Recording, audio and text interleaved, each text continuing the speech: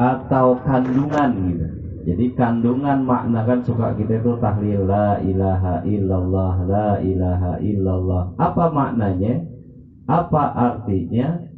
Nah, yaitu kandungannya la ma'budah, tiada yang pantas disembah bihaqqin dengan sebenar-benarnya fil wujudi di dalam adanya illallahu kecuali Allah.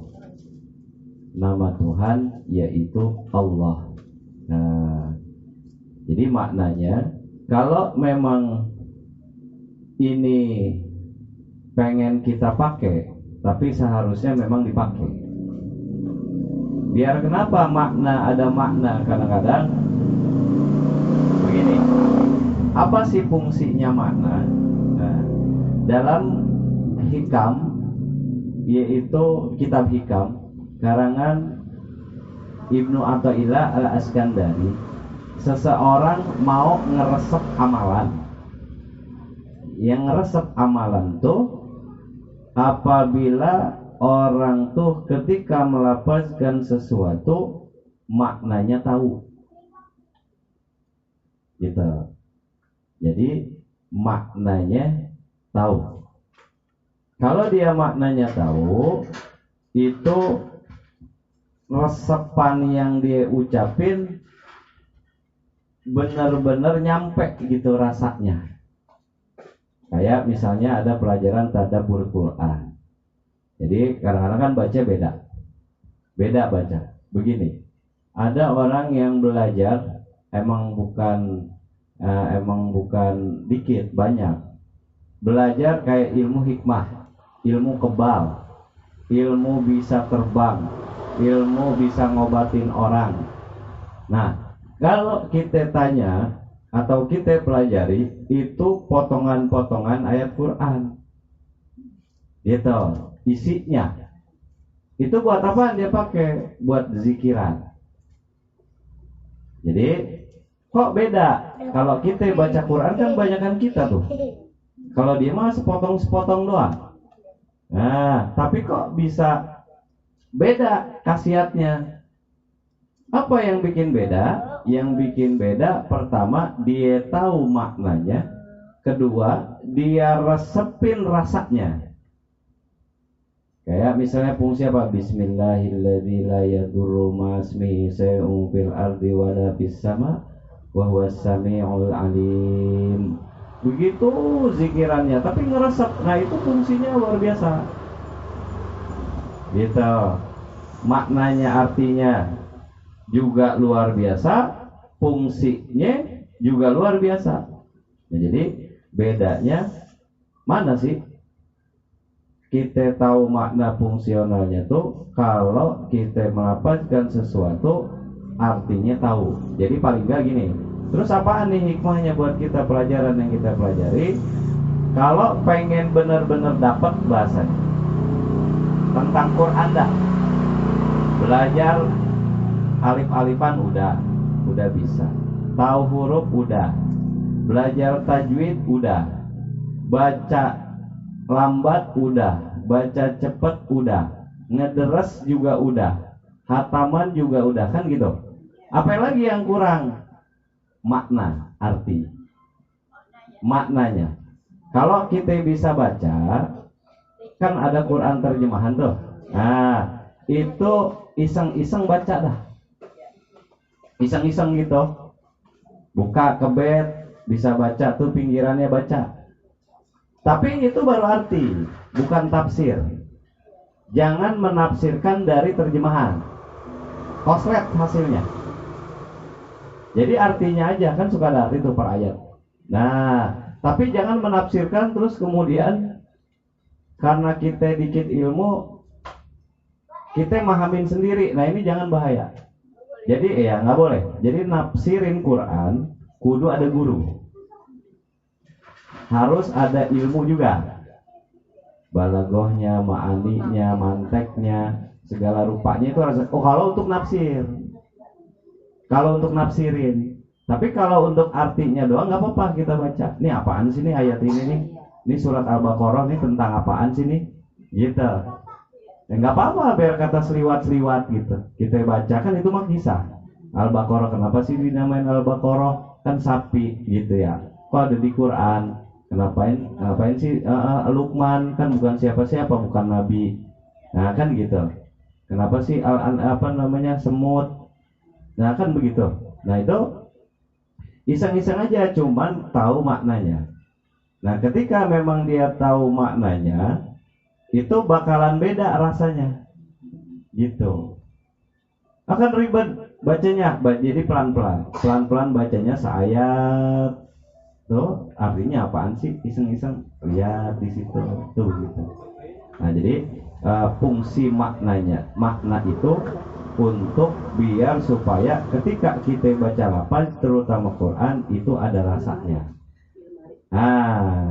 Nah, terus gimana kalau misalnya udah ada rasa buat kitanya? Manfaatnya yaitu ama Quran tuh bawaannya pengen ngaji aja, dengerin orang ngaji enak.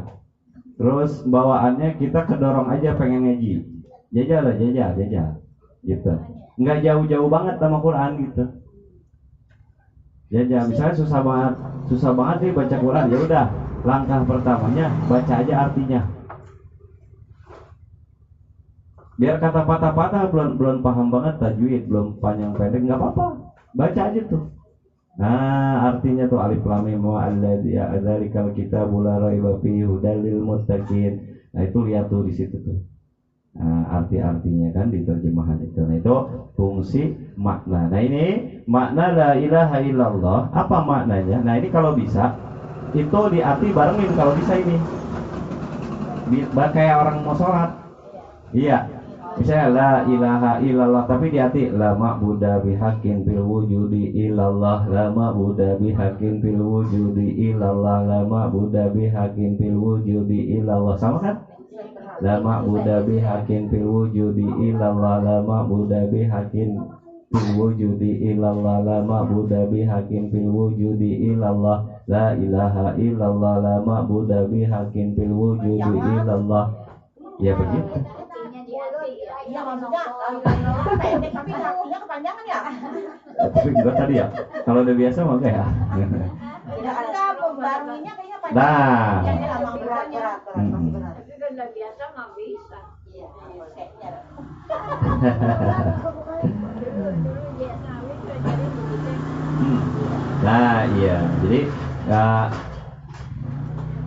kalau dikumpulin yaitu Allah begitu sih kalau dikumpulin. Boleh juga ya. Boleh.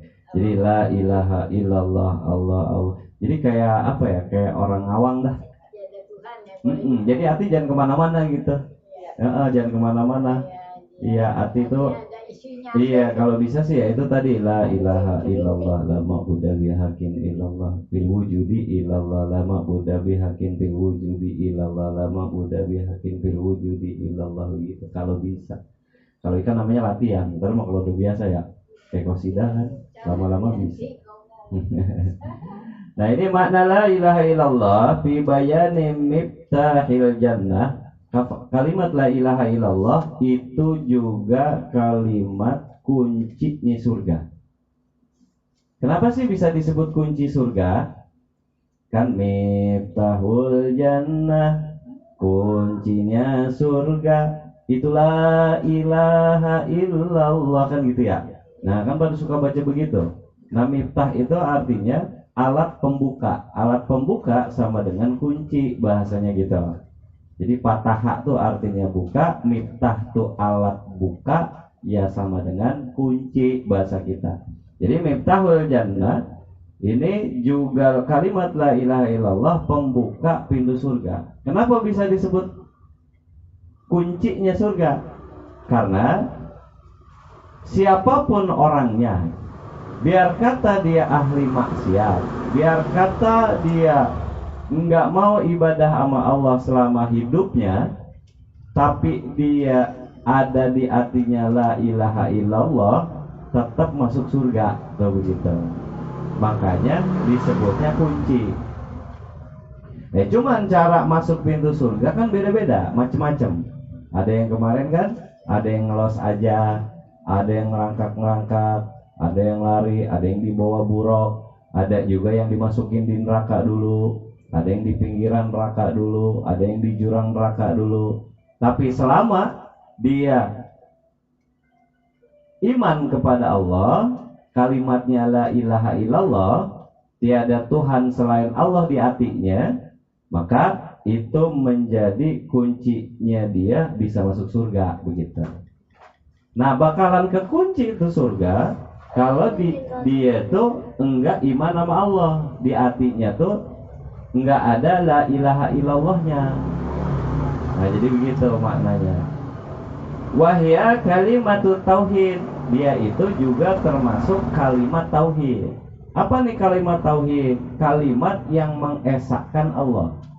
Jadi tauhid itu mengesahkan Allah, bahwasanya Allah tuh benar-benar esa, benar-benar tunggal, tiada Tuhan selain Allah. Yang lain bukan Tuhan. Pokoknya deh kalau disebut, kalau ditanya Tuhan kita siapa, ya Allah aja. Gitu. Jadi kalimat la ilaha illallah tuh maknanya sebagai miftahul jannah, juga kalimatut tauhid, kalimat tauhid. Jadi dua. Yang tiga, apalagi wa kalimatul ikhlas, disebutnya juga kalimat ikhlas. Kok bisa disebut kalimat ikhlas? Karena belum pernah kita ngelihat Allah nih, tapi kita iman sama Allah, nah itu ikhlas. Rela aja. Kalau ditanya siapa Tuhan kita, ya Allah.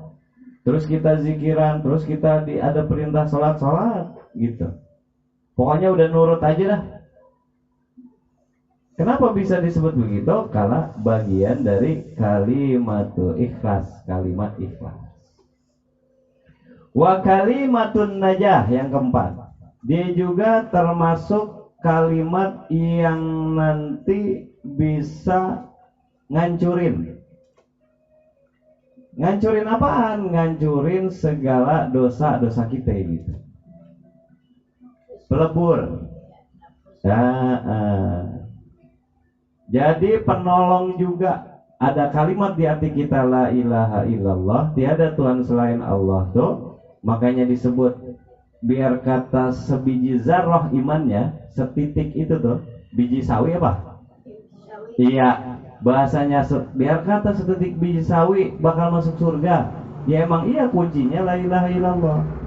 Gitu. Cuman apakah iya mau di neraka dulu kan gitu. Kalau kita misalnya takut sama maksiat, kok nggak boleh melakukan ini, terus kita nurut aja gitu kan. Itu maksudnya biar nolongin. Kalau bahasanya pintu surga udah dibuka, ngelos aja kan begitu enak. Nggak pakai mampir ke sono kemari, nggak disiksa dulu. Nah gitu. Nah ini disebutnya kalimatun najah. Waqad zakarat fil Quran, dan sudah disebutkan di dalam Al-Quran tuh fi sab'ati wa thalasin, yaitu ada 37 kalimat la ilaha illallah di dalam Quran, ada 37 biji kalimat la ilaha illallah. Nah, cari aja tuh dari juz 1 sampai juz 30. Kalimat la ilaha illallah itu ada 37. Nah.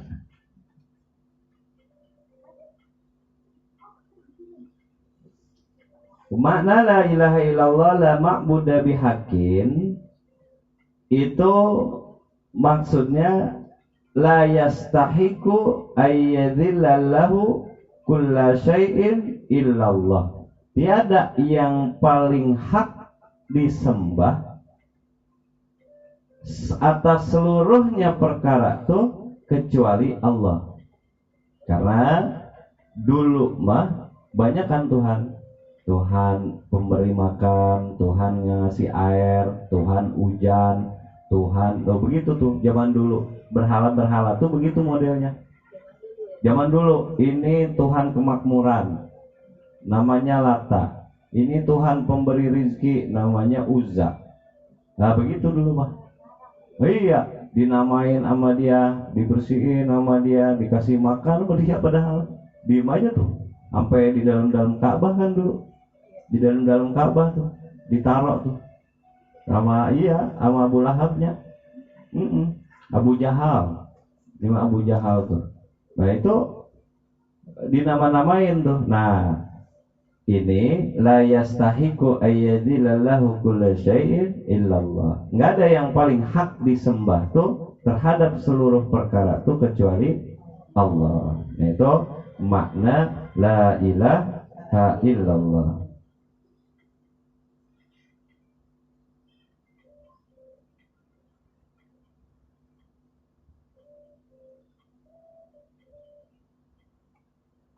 Qala Suhaimi, dikatakan dari Imam Suhaimi ini, Abdulul asya'il iman, Abdulul asya, paling utamanya perkara itu al-imanu iman. Yang paling utama di diri kita ini kudu punya iman orang. Jadi orang nih, sebagai orang seluruhnya manusia, yang paling utama itu punya apaan? Punya iman. Yang bisa diandelin cuman iman. Kalau yang lainnya jangan diandelin. Sholat kita andelin. Pertanyaan udah benar belum sholatnya, kan begitu bahasanya. Pokoknya pekerjaan amalia yang kita lakukan kayak sholat, puasa, zakat, sedekah, yang lain-lainnya itu mudah-mudahan diterima, dah begitu. Jangan dipastiin banget, wah gue mah tenang bakal masuk surga karena gue sholat mulu, gue sedekah mulu, gue puasa mulu. Nah ini nggak bisa diandelin. Nah mana perkara yang paling utama yang kudu punya di orang tuh? Jawabannya iman. Gimana syaratnya iman? Yang pertama, wahwa qalbi, di hatinya, yaitu la ilaha illallah kalimatnya. Nah, bagai kunci itu. La ilaha illallah. Punya itu aja dia punya iman di hatinya, maka aman dah bahasanya. Punya iman. Iya. Nah, dia belum iman nih. Misalnya orang non muslim, ikutan dia sholat, puasa, dia zakat, dia sodako, tapi di hatinya enggak nyembah Allah. Kan tadi lama Buddha ada yang wajib disembah kecuali Allah. Nah dia nyembahnya bukan Allah. Jadi dia percaya Allah mah ada. Dia ikutin, oh puasa bikin sehat dia ikutin. Oh salat bikin sehat tuh karena kayak olahraga dia ikutin sama dia. Sedekah karena berbuat baik diikutin sama dia. Tapi di hatinya enggak percaya, enggak la ilaha illallah, enggak benar-benar dia dengan sesungguhnya bihakin itu sembah Allah, maka belum disebut iman. Bahasa kita gampangnya percuma dah lu begitu. Jadi percuma dah begitu. Kenapa? Karena belum iman. Mendingan apa? Syahadat dulu. Mendingan syahadat dulu. Karena kesiasan biar kata dia banyak banget yang dia udah keluarin, tetap aja tertolak. Karena kuncinya dia belum pegang. Kunci surganya. Padahal enteng kan? Kunci surganya la ilaha illallah. Sedekahnya untuk ngedukung kita masuk surga gitu. Dengan gampang. Kan begitu. Nah ini kuncinya yaitu kalimat la ilaha illallah. Nah makanya disebut paling utamanya perkara untuk manusia itu yaitu iman. Mana tempatnya? Fi qalbi, di dalam hati. Gak bisa juga dia cuma di mulut doang dia ngomong, tapi di hatinya dia kagak. Sama orang-orang dia bohong nih, ngomong doang, gua Islam, gua la ilaha illallah, tapi di hatinya enggak. Di hatinya mah dia enggak la ilaha illallah.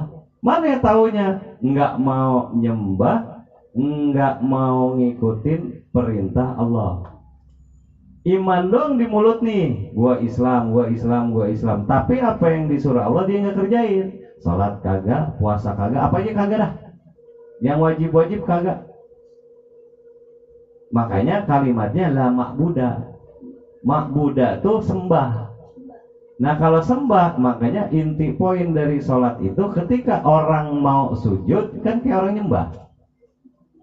Jadi titiknya sholat tuh yang benar-benar Allah demen sama hambanya tuh ketika posisi si hamba tuh lagi sujud. Kalau dia sholat tanpa sujud itu belum termasuk Allah demen atau Allah anggap dia hambanya. Nggak mau sujud, sholat mah sholatin Allahu Akbar, ruku, i'tidal, terus tahiyat, nggak pakai sujud, maka gagal, Diri aja. kagak bisa udah. Ya kalau nggak diri langsung duduknya, langsung tahiyat, dia ogah sujud gitu, ogah sujud. Apa enggak dia sujud kan di sini kan, di jidat. Nah dia mah nonggeng dah begitu, nggak mau sujud, jidatnya kagak mau ditempelin ke sejadah. Nah maka yang begitu tertolak. Karena poinnya kita tuh dianggapnya makbud, nyembah Allah tuh ketika sujud. Nah makanya ini dikatakan tuh fiqolbi di dalam hati, karena kalau cuman di mulut doang dia enggak mau ngikutin apa yang diperintahkan Allah, itu disebutnya belum iman dan belum jadi kuncinya buat dia. Wa afdalul kalami, dan paling utamanya ucapan itu kalamullah.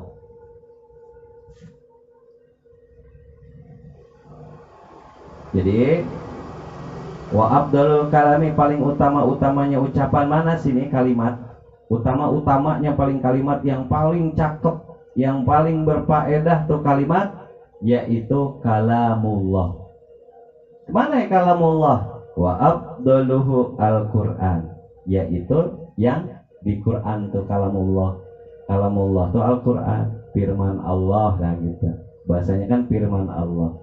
Ya, kata Allah, qalallahu, Allah telah berkata fil Qur'ani, di dalam Quran.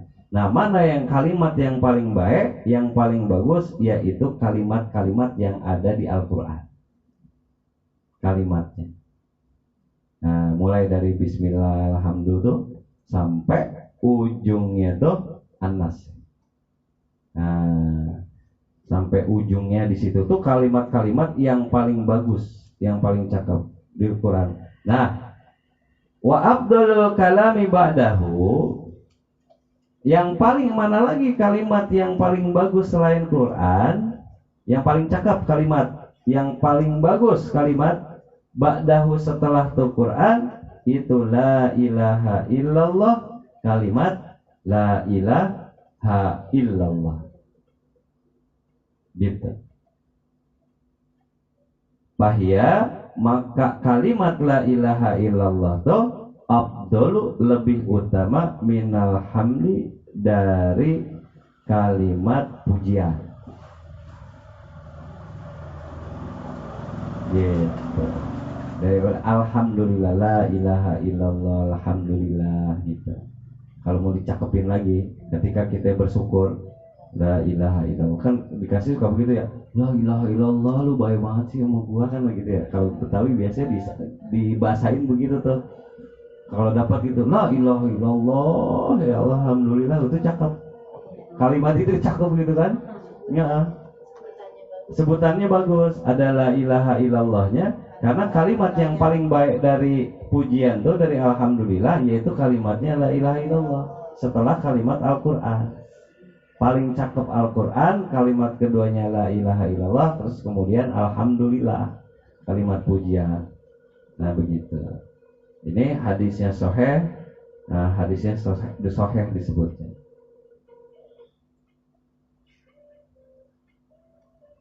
Udah malam ya? Udah ngantuk ya? Udah ngantuk kokom ya? Malam banget. Masih kuat emang kokom? Udah payah ya?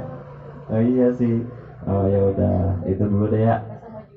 Besok, oh iya besok mau sumsi, ya Allah alam bisawab. Nanti kita lanjutkan, mudah-mudahan ada manfaatnya, biar kata dikit-dikit, ngantuk-ngantuk juga kita paksa-paksain dah namanya ngaji.